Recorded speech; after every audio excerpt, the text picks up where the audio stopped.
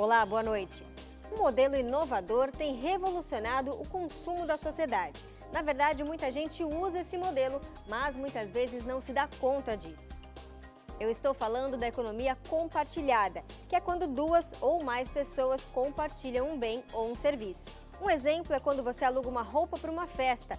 Isso é economia compartilhada. Ou quando divide uma carona também. Resumindo, economia compartilhada é reduzir gastos e economizar dinheiro. E esse é o tema do Realidade em Pauta de hoje. A ideia é simples e se resume em uma única palavra: compartilhar. Você pode ir ao trabalho pegando uma carona coletiva, por exemplo, ou pode viajar e, em vez de pagar mais caro por uma estadia no hotel, você se hospeda na casa de alguém e paga um valor bem mais barato. Nada mal, hein? E em tempos em que a economia ainda caminha para a estabilidade, onde muita gente está desempregada e na contramão o poder de compra das pessoas ainda está baixo, a economia compartilhada acaba sendo uma ótima alternativa. Em São Paulo, a gente conheceu a casa de pessoas que decidiram dividir as despesas. Essa foi a forma que elas encontraram para reduzir os gastos e encaixar tudo no orçamento. É uma forma econômica de morar em São Paulo, que é muito caro. E a Giovana já morava aqui com a Laila, uma outra que eu acabei virando amiga também. Mas, na verdade, a gente se conhece desde da minha cidade natal, de Jacareí. Então, ela estava com um quarto sobrando, eu estava precisando de um lugar para ficar. E não teria como eu morar sozinha, tipo, nesse bairro. E aí, calhou de a gente morar junto. Aí a Laila saiu e entrou outra pessoa, que a gente mora em 3. Para a gente ter ideia da economia, vamos fazer uma simulação aqui. Digamos que o aluguel do apartamento custe R$ 2.100 e que a taxa de condomínio seja de R$ 460. Tudo isso daria um custo mensal de R$ 2.560. Sem contar com a água, luz e internet, que não vamos acrescentar aqui porque iria variar de acordo com o consumo de cada morador. Então, dividindo aquele total por 3, as despesas caem para R$ 853, uma redução de mais de 65%. A ideia de economia compartilhada é uma forma que as pessoas, a sociedade tem encontrado para dividir serviços, para dividir produtos. Isso tem crescido bastante, principalmente em cidades grandes, onde você tem uma escassez de espaço, de tempo. Isso acaba se tornando um mercado bastante atrativo.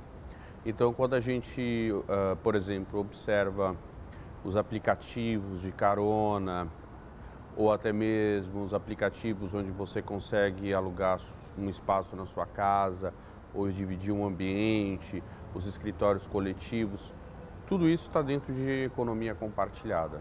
Então, se você olhar a parte de moradia, as pessoas conseguem economizar de 20% até 50%.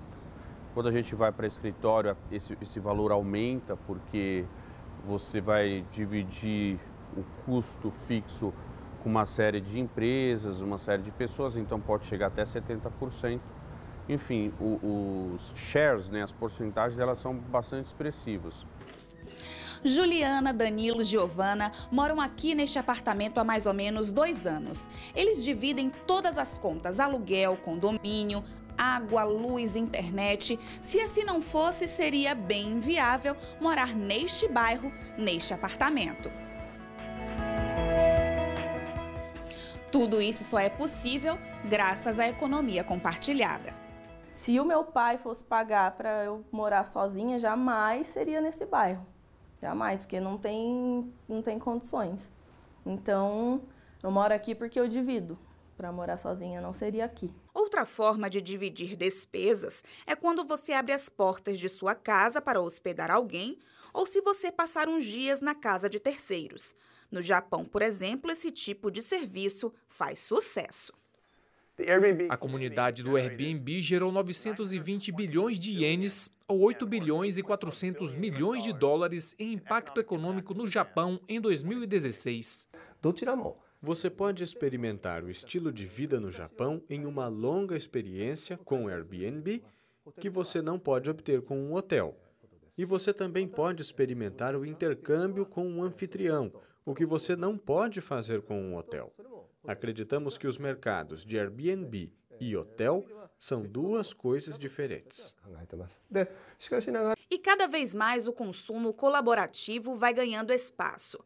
A última pesquisa do Serviço de Proteção ao Crédito e da Confederação Nacional de Dirigentes Lojistas mostrou que 79% dos consumidores acreditam que a economia compartilhada torna a vida mais fácil. Ainda de acordo com a pesquisa, 47% dos entrevistados acham que a principal vantagem de dividir as despesas é economizar dinheiro. Mas aí entra um fator importantíssimo. A economista-chefe do SPC Brasil ressalta que, apesar de as pessoas acharem a redução dos custos a vantagem número 1, o consumo colaborativo é importante por um outro fator.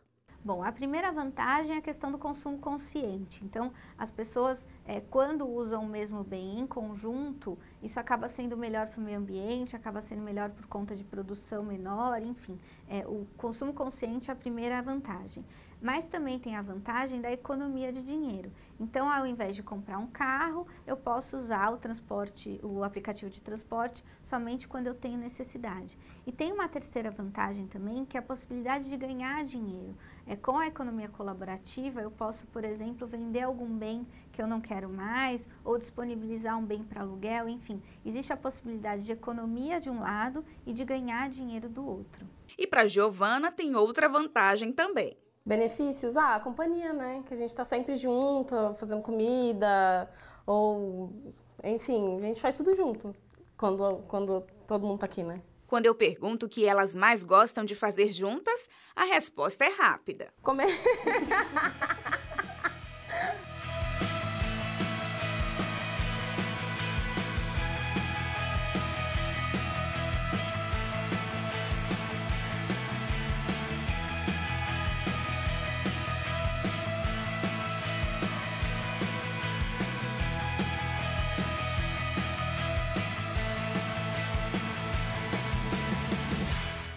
E para aprofundar esse assunto, eu converso agora com o Dori Bucco, conhecido aqui da casa, especialista em direitos de consumidores e fornecedores. Dori, mais uma vez obrigado pela presença aqui no Realidade em Pauta. Eu que agradeço. Um abraço a todos. Estamos de volta aqui. Dori, a gente trouxe uma reportagem com um tema bem atual, né? A questão da economia colaborativa, né? Economia compartilhada, é um tema interessante, mas na reportagem a gente não abordou uma vertente importante que é a dos direitos de consumidores. É fácil a gente dividir um apartamento com um colega, como mostrou aí na reportagem. Mas e quando é um estranho, né? E a gente tem algum problema, acontece alguma coisa. A quem recorrer os nossos direitos de consumidores? Nossa. A Gabi colocou uma questão muito importante.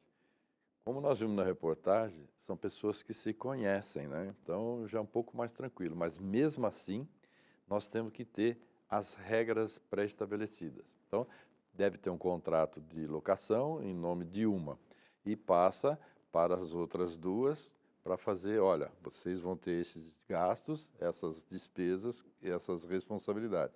Então, internamente se faz esse trato.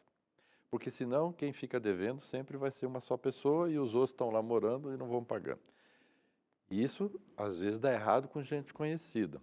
Você imagine quando não é conhecida. Então, a insegurança, o perigo da chamada dívida e também a questão da má-fé das pessoas.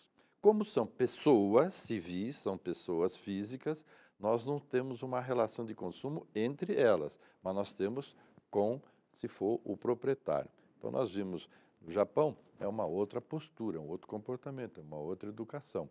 E lá você tem situações em que você deixa as coisas na rua e você encontra as coisas na rua. Você não tem lixo, todo mundo ajuda. Então, é um outro comportamento. Para nós aqui ainda, isso é bem complicado. Se der errado, deu errado, mas são pessoas físicas, juizado para discutir. Se for uma relação de consumo, aí é o PROCON em primeiro lugar. E depois, se não der certo, a questão da administração do PROCON vai para o juizado a questão civil. Ah, tive um dano moral, tive um dano material, perdi isso, perdi aquilo, meu nome foi negativado porque essas pessoas não colaboraram.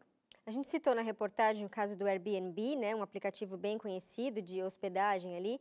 E quando a gente tem algum problema relacionado a esse tipo de hospedagem, por exemplo, a gente vai reclamar com o dono, né, o proprietário daquele apartamento ou com a empresa? o Airbnb? Em primeiro lugar, você tem que procurar a quem de direito, com quem você fez o contrato.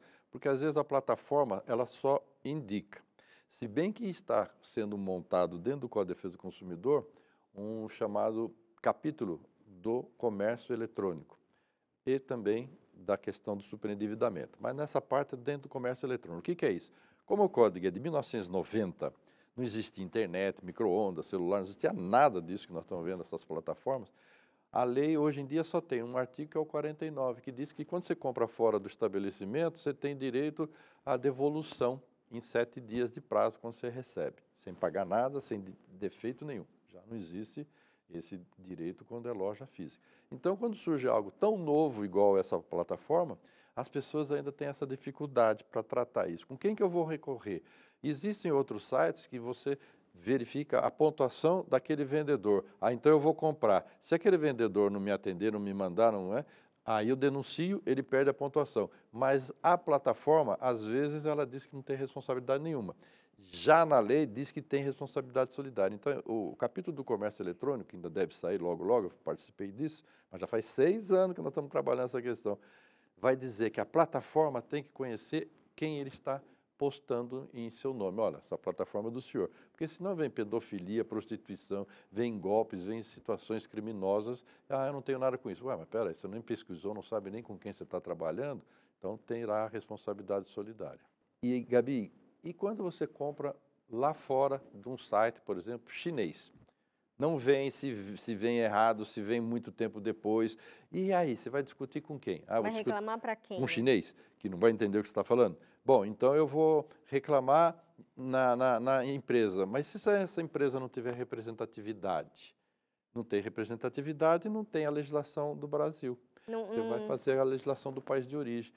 Muita gente não pensa nisso. Só vê o preço, poxa, isso é legal, vou comprar. Vestido de noiva. Tem muitas pessoas que compraram vestido de noiva em site chinês. Não chegou, ficou em cima da hora, uma correria, gastou mais um pouco para fazer o vestido que não era do sonho e quase deu errado. O barato muitas vezes sai caro, né, Dorim? Vai. A gente vai para o intervalo, coisa rápida. Na volta, a gente vai acompanhar a história de 2 pessoas que utilizaram aplicativos de carona para dividir as despesas. Não saia daí, o Realidade em Pauta volta em 2 minutos.